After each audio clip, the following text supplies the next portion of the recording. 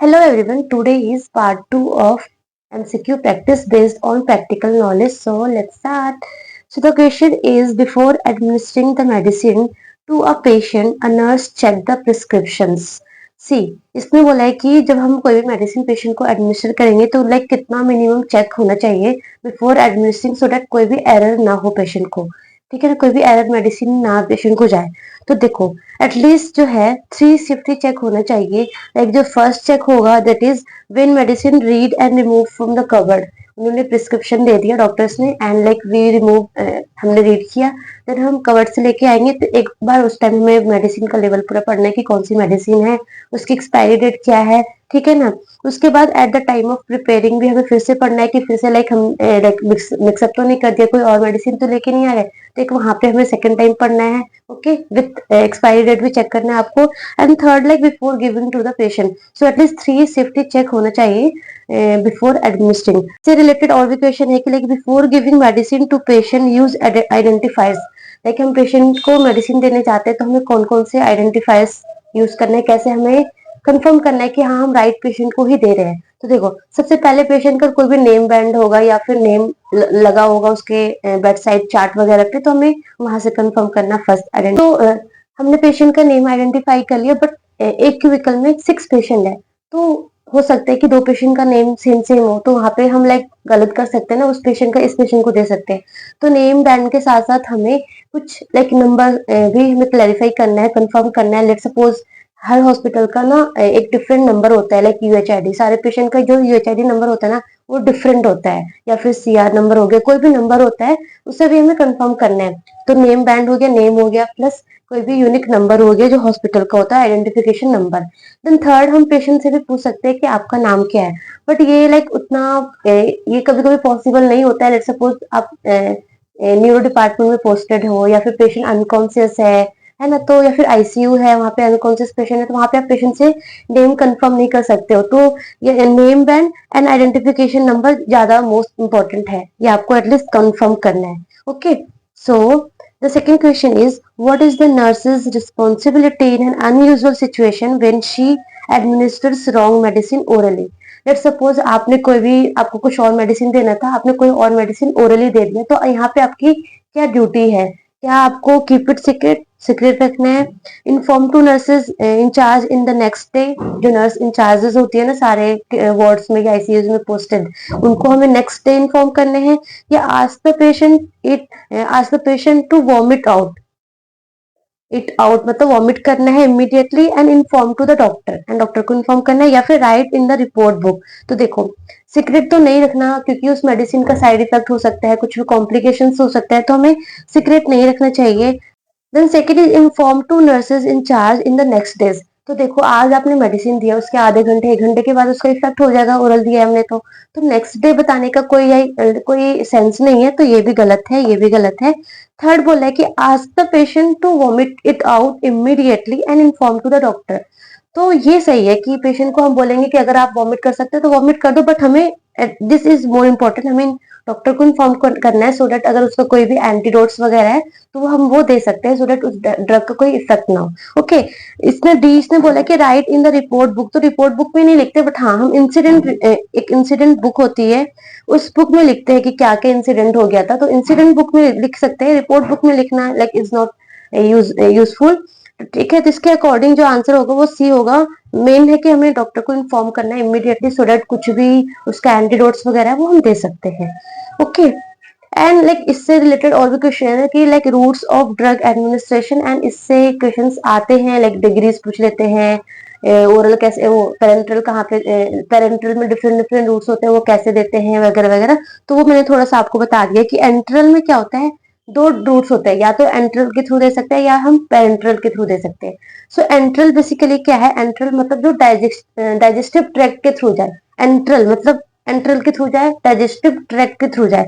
तो कौन कौन सा हो सकता है, पर ओरली, जो हम ओरल टैबलेट्स वगैरह देते हैं पर ओरली, वो पूरा डाइजेस्टिव ट्रैक्ट के थ्रू जाता है। एंड सबलिंगुअल, सबलिंगुअल आपने पूछा सुना होगा, तो उन्होंने बहुत बार क्वेश्चन आ रखे कि सबलिंगुअल में मतलब क्या होता है, कहाँ पे ड्रग देते हैं, या फिर बक्कल, ये दोनों आ रखे बार बार। तो सबलिंगुअल जो है ना वो अंडर द टंग देते हैं, आपने नाइट्रोग्लिसरीन सुना होगा शायद, जो अंजाइना में देते हैं तो वो सबलिंगुअल होता है, under under the tongue.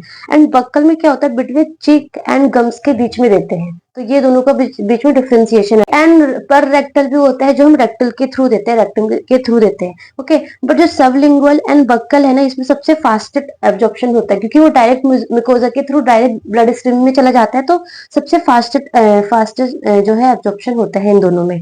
Okay, like आपने नाइट्रोग्लिसरीन सुना होगा, अंजाइना में देता है, सो दैट एकदम फास्टेस्ट उसका एब्जॉर्प्शन हो और जल्दी से एक्शन हो जाए। ओके, इसके बाद लाइक पेरेंट्रल हो गया। एंट्रल में ये सारे रूट्स हो गए। पेरेंट्रल में लाइक आईवी होता है, आईवी आप जानते हो, लाइक डायरेक्ट जो वेन्स में देते हैं। इंट्रामस्कुलर होता है जो 90 डिग्री पे देता है, आगे मैं आपको बताऊंगी कि इसके कौन कौन से साइड्स होते हैं, बहुत इंपॉर्टेंट है वो। उसके बाद सबक्यूटेनियस होता है जो अंडर द डर्मिस के अंदर, मतलब हम सबक्यूटेनियस टिश्यूज में देते हैं, फैट में देते हैं, और वो हम मेनली 45 डिग्री पे देते हैं। ठीक है, और आपने सुना होगा लो मोलिकुलर वेट हेपेरिन, इसका जो ट्रेड नेम है वो क्लेक्सिन भी बोलते हैं। ठीक है ना, क्लेक्सिन या फिर लो मोलिकुलर वेट हेपेरिन, जो पेशेंट को डीबीटी प्रोफाइलेक्सिस के लिए एज अ डीबीटी प्रोफाइलेक्सिस में हम यूज करते हैं, तो वो हम सबक्यूटेनियस देते हैं। या फिर इंसुलिन जो हो गया वो भी हम सबक्यूटेनियस देते हैं, 45 डिग्री पे देते हैं।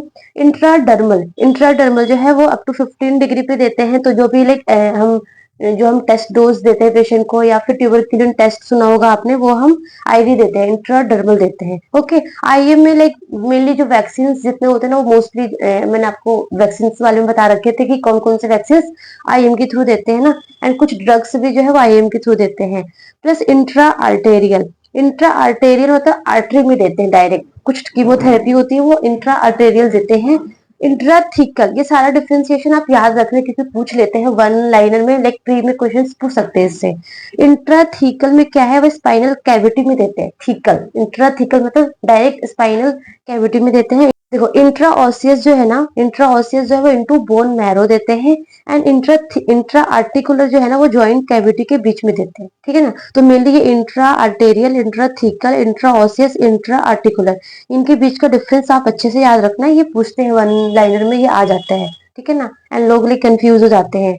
आर्टेरियल मतलब आर्टरी में देते हैं, इंट्राथीकल मतलब थीकल मतलब स्पाइनल कैविटी में देते हैं, इंट्रा ऑसियस मतलब बोन मैरो में देते हैं, इंट्रा आर्टिकुलर मतलब जॉइंट कैविटी के बीच में देते हैं। ठीक है ना, ये सारा हमारा पेरेंट्रल रूट का डिफरेंट डिफरेंट साइड था। ठीक है ना, उसके बाद आईएम में जो कॉमन साइड जो आईएम का है वो होता है deltoid, vastus lateralis, ventrogluteal muscle and dorsogluteal muscle होता है। तो देखो, जो डेल्टॉइड मसल होता है ना, डेल्टॉइड मसल में लाइक क्या होता है कि देखो यहाँ पे आप image, you can see the image and appreciate कि देखो यहाँ पे कैसे देते हैं। ये हमारा डेल्टॉइड हो गया। तो सबसे पहले हम एक्रोमियन प्रोसेस को पैल्पेट करते हैं। एक्रोमियन प्रोसेस को आपने पैल्पेट कर लिया, उसके 3 to 5 सेंटीमीटर, या आप ऐसे समझ सकते हो 2 फिंगर, 2 to 3 फिंगर बिलो हम ऐसे वी शेप बनाएंगे एंड बीच में दे देंगे। ठीक है ना, आप ऐसे इमेज में देख सकते हो। यहाँ पे उन्होंने एक्रोमियन प्रोसेस को पैल्पेट किया, उसके बाद वी शेप करके और यहाँ पे दे दिया, दैट इज डेल्टॉइड मसल्स में। ठीक है ना, सो डेल्टॉइड मसल में लाइक हम 1 ml तक देते हैं, बट मैक्सिमम हम 2 ml तक दे सकते हैं। 2 ml से ज्यादा हम नहीं दे सकते हैं डेल्टॉइड मसल्स में। Okay, up to 2 ml, but 1 ml ज्यादा लाइक मोस्ट एक्यूरेट है। सेकेंड जो हमारा आईएम का साइट है, that is vastus lateralis muscle. तो देखो ये बहुत इजी है, इसको आइडेंटिफाई करना बहुत इजी है। ये मेनली जो है इन्फेंट्स में इसका यूज करते हैं। इन्फेंट्स में इसको मेनली देते हैं वैक्सीन। आपने वैक्सीन जब पढ़ा होगा, तो वैक्सीन जो हम बच्चों को देते हैं, बच्चों इन्फेंट्स को, वो मोस्टली हम वास्टस लेटरालिस मसल में देते हैं।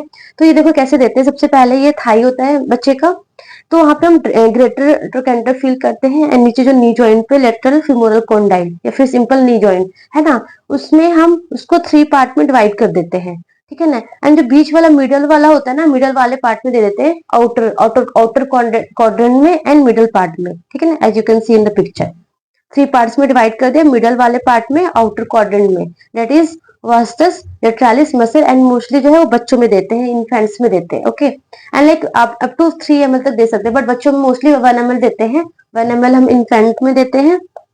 ठीक है ना, अगर थोड़ा बच्चा बड़ा हो तो हम लाइक 2 ml तक दे सकते हैं, बट अप टू 3 ml तक दे सकते हैं, इससे ज्यादा नहीं देते हैं वेस्टिस लेटरालिस मसल्स में। ओके, हमारा है वेंट्रोग्लूटियल मसल्स।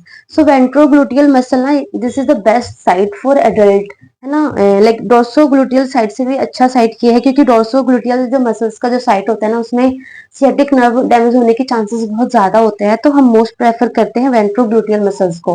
ओके, ये याद रखना आप। एंड इसमें लाइक हम अप टू 3 ml बेस्ट है, बट मैक्सिमम अगर पूछे ना तो मैक्सिमम 5 ml तक दे सकते हैं, but 3 ml up to 3 ml is best. ठीक है ना। तो इसमें कैसे देते हैं, between iliac crest and anterior superior iliac spine. आप इमेज में देख सकते हो, ये वाला हमारा इमेज है। ये इसमें देखो, यहाँ पे देते हैं। ठीक है ना। ये इलियक क्रेस्ट है। ठीक है ना। इसमें ऐसे हम प्लेसमेंट करते हैं। ये हम ग्रेटर टू कैंटर पे रखते हैं, एंड ये अम्बिलिकस की तरफ करके वी शेप बना के ऐसे यहाँ पे दे देते हैं। ठीक है ना। ये रहा। दिस इज दिस इज हमारा वेंट्रोग्लूटियल मसल हो गया। एंड लास्ट होता है डोर्सोग्लूटियल मसल। सो डोर्सोग्लूटियल भी इजी है, इसमें भी हम लाइक अप टू 5 ml तक दे सकते हैं, but like 3 ml most accurate होता है देने के लिए। ठीक है ना। बट इसमें लाइक ज्यादा प्रेफर नहीं करते, क्योंकि सियाटिक डैमेज होने के चांसेस बहुत ज्यादा होता है। तो ये हमारा ये है, डोर्सोग्लूटियल है। ठीक है ना। डोर्सोग्लूटियल में क्या होता है ना कि इसमें आप पेशेंट को या तो प्रोन पोजीशन पे लिटा दो, या फिर पेशेंट खड़े होके भी हम इसमें दे सकते हैं, स्टैंडिंग पोजीशन में भी। आपने प्रोन पोजीशन में लिटा दिया, उसके बाद ये बहुत इजी है, लाइक आप इलियक क्रेस्ट को जस्ट फील कर लो। इलियक क्रेस्ट से जस्ट 5 to 8 सेंटीमीटर बिलो आ जाओ आउटर क्वाड्रेंट में, एंड ये आप दे सकते हो। ठीक है ना। इलियक क्रेस्ट को फील कर लिया, एंड बिलो 5 to 8 सेंटीमीटर आ जाओ, एंड आउटर क्वाड्रेंट में जस्ट इंजेक्ट कर दो। ठीक है। या फिर आप क्या कर सकते हो, पोस्टीरियर सुपीरियर इलियक स्पाइन को फील करो, और ग्रेटर ट्रोकेंटर को फिल करो, एक इमेजिनरी लाइन बना के उसके बीच में भी दे सकते हो। साइट थे आईएम के, ये अच्छे से आप पढ़ लेना। ठीक है ना। ये different different deltoid, ventrogluteal, vastus lateralis and dorsogluteal, ये इंपॉर्टेंट है। इससे इमेज बेस्ड भी आ जाते हैं, आपको इमेज दिखा देंगे, पूछेंगे ये कौन सा साइट है। ठीक है ना। डायरेक्टली क्वेश्चन भी पूछ लेते हैं कि इन्फेंट्स में हम कौन सा यूज करते हैं, या फिर आपको पूरा प्रॉपर लाइन दे देंगे, पूछेंगे कि ये कौन सा साइट में दिया जा रहा है। ठीक है ना। उसके बाद एक आपने नाम सुना होगा, जेट ट्रैक टेक्निक। ठीक है ना। जेट ट्रैक टेक्निक जो है हम आईएम के लिए यूज करते हैं। ठीक है ना। आईएम के लिए हम जेट ट्रैक टेक्निक यूज करते हैं। ये टेक्निक क्यों यूज कर, पहली बात तो ये टेक्निक कैसे करते हैं, तो देखो इसमें क्या करते हैं, जो हमारा इससे हम इंजेक्शन डालेंगे। ठीक है ना। 90 डिग्री पे डायरेक्ट पुश करेंगे, तो ये हमारा नॉन डोमिनेंट हैंड होगा। तो जो हम नॉन डोमिनेंट हैंड से ना हम स्किन को लेटरली ऐसे प्रेस करते हैं, ऐसे करके, मतलब जेट शेप टाइप का बनाते हैं। 1 to 1.5 सेंटीमीटर जो स्किन होती है ना, उसको साइड करते हैं, फिर इंजेक्ट करते हैं। क्यों करते हैं ऐसा, क्योंकि ये जो इससे ना जो भी मेडिसिन हम देंगे ना, वो सबक्यूटेनियस टिश्यू में लीकेज को प्रिवेंट करता है। सेकंड क्या है, इरिटेशन भी कम करता है। Like of course leakage prevent करेगा तो एब्जॉर्प्शन सबसे ज्यादा होगा, तो इसलिए हम जेट ट्रैक टेक्निक को यूज करते हैं। ठीक है ना। एंड जो भी मेडिसिन हम इंजेक्ट करते हैं ना, वो बहुत स्लो एंड स्टेडी फेस में करना चाहिए, एकदम ऐसे क्विकली नहीं करना चाहिए, स्लोली करना चाहिए। एंड लाइक कभी भी मसाज नहीं करनी चाहिए। लाइक आईएम के बाद लोग क्या करते थे, मसाज करते थे, ये ओल्ड था। अब हम मसाज नहीं करते हैं, एंड 90 डिग्री पे डायरेक्ट इंजेक्ट कर देते हैं आईएम। ओके। उसके बाद other question is, which of the following is not a precautions to be taken in case of patient with central IV line। देखो, पेशेंट को सेंट्रल आईवी लाइन लगा है, तो हमें कौन से प्रिकॉशंस नहीं करना है, नॉट पूछा है, तो ये एग्जाम में याद रखना, नॉट इंक्लूड एक्सेप्ट वगैरह। ठीक है ना। इसमें थोड़े से वो हो जाते हैं। सो हमें कौन से प्रिकॉशंस नहीं करने हैं, तो उन्होंने ऑप्शन बोला है ऑप्टिमल साइट सिलेक्शन। देखो, ऑप्टिमल साइट सिलेक्शन तो करना ही है जब आप सेंट्रल आईवी लाइन किसी पेशेंट को लाइक का केयर करोगे, तो hand hygiene, that is something very much important.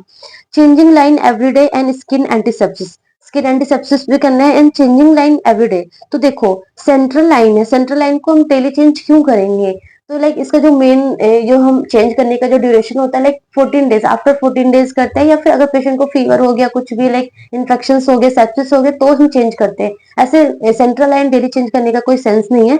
तो जो इसके अकॉर्डिंग जो इसका जो रॉन्ग होगा, that is C, changing line everyday हम ऐसा प्रिकॉशंस नहीं करेंगे। बाकी स्किन एंटीसेप्सिस भी करना है, हैंड हाइजीन भी तो करना ही करना है, एंड ऑप्टिमल साइट सिलेक्शन तो होना ही चाहिए। Okay. And the other question is, normal saline is an isotonic solution, hypotonic solution, hypertonic solution, none of the above. तो ऐसे क्वेश्चंस आते हैं। तो देखो, जो हमारा 0.9% एनएस होता है, आरएल होता है, एंड 5% डेक्सट्रोज इन वाटर, ध्यान रखना, इन वाटर, इन एनएस नहीं बोला है, 5% डेक्सट्रोज इन वाटर, ये सारा हमारा आइसोटोनिक इन नेचर होता है। ठीक है, ये याद रखना। इससे लाइक प्री में ऐसे क्वेश्चन पूछ सकते हैं ना, वन लाइनर में, कि लाइक हमारा आरएल आइसोटोनिक है, हाइपोटोनिक है, क्या हाइपोटोनिक है, तो ये आपको थोड़ा पता होना चाहिए कि 0.9% NS RN and 5% dextrose in water, ये हमारा सारा आइसोटोनिक है। उसके बाद हाइपोटोनिक में like 3% dextrose in water, D3W का मतलब होता है 3% डेक्सट्रोज इन वाटर, ठीक है ना, प्लस हमारा 0.45 NS, ठीक है, एंड मैनिटोल, ये तीनों जो है वो हमारा हाइपोटोनिक इन नेचर होते हैं। उसके बाद जो 3% NS होता है, 10% डेक्सट्रोज इन वाटर हो गया, DNS हो गया, ये सारा हाइपोटोनिक है। 0.9% NS से जितना जितना भी ज्यादा कंसेंट्रेशन होगा लाइक 1%, 2%, 3%, वो सारा हाइपोटोनिक होगा, ठीक है ना। 5% डेक्सट्रोज जो है वाटर इन वाटर, वो हमारा आइसोटोनिक था। उससे जो कम होगा वो हमारा हाइपोटोनिक होगा, और उससे जो ज्यादा होगा वो हमारा हाइपोटोनिक होगा। Plus DNS, dextrose normal saline जो होता है, ठीक है ना, वो सारा हमारा हाइपोटोनिक इन नेचर है, ठीक है। So that's all about today. सो मिलते हैं नेक्स्ट एपिसोड में हम with new MCQs। Okay, so thank you for watching and all the best for your exam.